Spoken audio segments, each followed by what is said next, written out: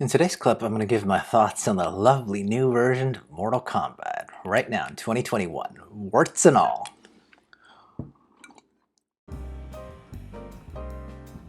Hey, XenPuck here. Another day not working for the man.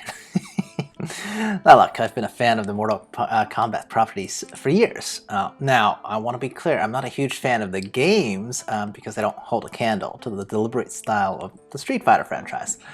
But my god, one has to appreciate the series' mythology building and the art style and just general aesthetics, right? And because of these fantastic pluses of the series, this property, I think, is the most ripe for movie adaptations, right? I've actually really enjoyed the original Mortal Kombat movies. Yes, both of the original Mortal Kombat movies, even Annihilations. So I was very sad that those fun times B movies never got even more follow-up, right?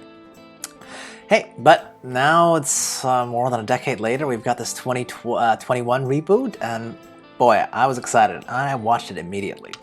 That was a few weeks ago. Now, I've had a little bit more time to really absorb my thoughts. Figure it's time to share them. Spoiler alert, I mean, obviously, if you care about spoilers, you should probably stop right here. Personally, I've never thought of Mortal Kombat as some kind of super plot twist-driven story. So I don't even think spoilers matter much, but hey, to each his own, right? So let's begin on what really made me wonder about this movie. By the way, despite the fact that generally I thought this was a hoot, okay, just like the old movies. Number one, okay, fantastic opening sequence, because it concentrates on just that central feud between future Sub-Zero and future Scorpion, right? However, one little detail really irked me, and that was when the soon-to-be Sub-Zero, or Bihan, was speaking in Chinese and threatening future Scorpion, who responds in Japanese? What the heck is that about? I mean, both of these guys are supposed to represent their respective organizations, which apparently have a long-lasting, rivalry type of thing. That's the backstory. So if the Shirai Ryu and the Lin Kuei has been battling for ages, you'd think that their top fighters would have, I don't know, at least a basic grasp of how to communicate with each other. I mean, even in the context just of that specific scene, how the heck did future Sub-Zero even find where future Scorpion lived if he couldn't speak at least a rudimentary bit of the local language, which I think in this case would be Japan or Japanese, right? I mean, I didn't see him walking around with an iPhone with Google Translate on there. It just doesn't make any sense. Number two, okay, the main gripe that I've seen a lot of people mention, which really bothered me too, of this Mortal Kombat movie is, why should I care about this Cole guy? He is literally the main character. I mean, I get that in some ways he is the audience stand-in character, but this is Mortal Kombat, okay? There's so many great characters that hasn't been in the main star. Looking at you guys, anybody not named Sonya or Liu Kang, really, okay? I mean, I spent the entire movie thinking, oh, they've got to reveal at some point this dude changes his name later to Johnny Cage, right? He's Johnny Cage, right? He's got to be. But that dream totally gets crushed at the end. What? Also, what is his power again? I feel like his literal power is slight plot armor, okay? Does it block laser beams like Kano's eye beam? I mean, come on, guys. Like, a slight upgrade in armor? I mean, Cole's power looks like they took a look at Aquaman, the most recent Aquaman's movie. Remember how he had the scaly, super shiny golden armor?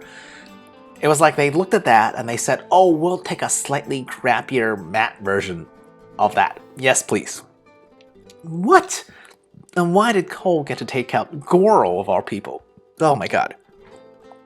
That was probably my least favorite part of this whole movie, is to have like a literal nobody take out the original Mortal Kombat boss with his slight upgrade in armor. That's just, oh my god, it doesn't make any sense. Okay.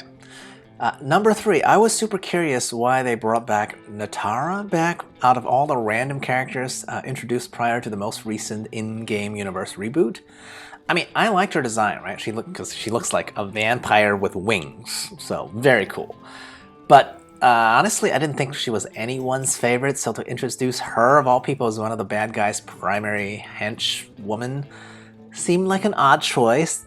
But hey, 10 minutes later, I understood why, as Kung Lao just surfed on her into one of his signature fatalities. Amazing stuff. Talk about being a red shirt, eh? I mean, the question that I had about this whole situation was really to the actress who played this role. I mean, was it worth to put on all this makeup just to, you know, get to have almost no lines and then completely eviscerated on screen? I guess it must be. I mean, after all, if one's gonna die on screen, better go spectacularly like this character did. I mean, I could barely think of a more memorable on-screen death than this flying vampire Nataras. Awesome. Okay, number 4.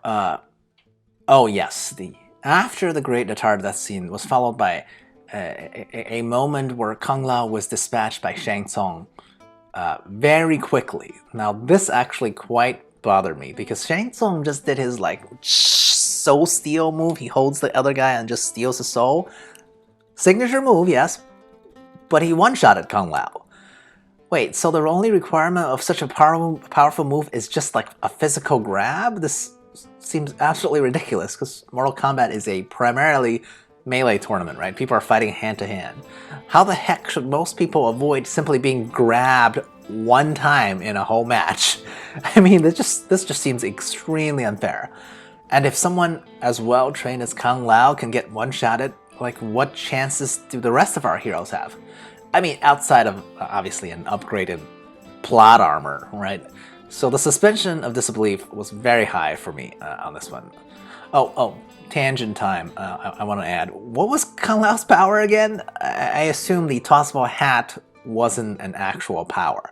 Maybe it was his sweet hat-based teleportation that he only showed, like I think, like one time and then never used again? I mean, the level of wastefulness, it's just, oh my god. It makes no sense. Okay. Look.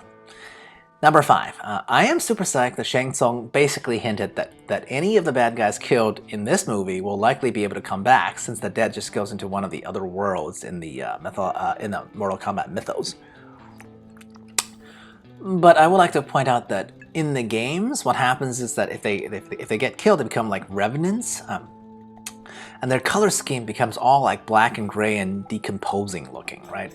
I'm really hoping if they're gonna go this route, that in the movies, if they do this zombie version, that they jazz up these guys at least with still cool and colorful costumes, and just maybe make their faces gray or something. Because for a series with such great character design and move design, it'd be a real shame to have to watch all the bad guys look like too similar to each other if everyone's clothes are also gray and black. And then you wouldn't be able to really be able to tell like where to focus my eye, right? Okay, that's about it. These are my primary gripes. But hey, like if you really want to get into it, there's also lots of really bizarre questions like why Raiden just didn't teleport everybody into the voice space to train to begin with. But hey, gotta let movies have their own curious movie logic, right? Anyway, despite all these questions, I did really enjoy the movie. I mean, they kept the number of characters introduced in this very first movie, hopefully in a series, to a reasonable amount, right? What I'm hoping this movie will do is that they'll obviously make more of it. And what I'm hoping is that perhaps they could just do a totally different movie with brand new characters next time. I mean, Mortal Kombat has so many interesting characters, right? And well, by the time we have a few more of these, right, you can then bring perhaps Group A, B, and C together, like in sort of an Avenger-style Mortal Kombat universe, you know, gang movie. That would be sweet, right?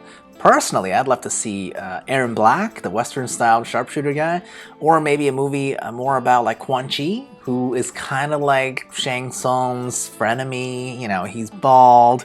I could see like Vin Diesel playing Quan Chi. That would be amazing.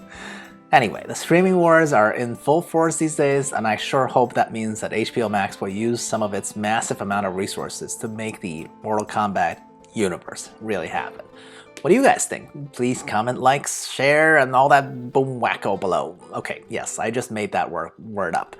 And at least I hope I just made it up, and it's not some sort of accidental cuss word in some foreign language.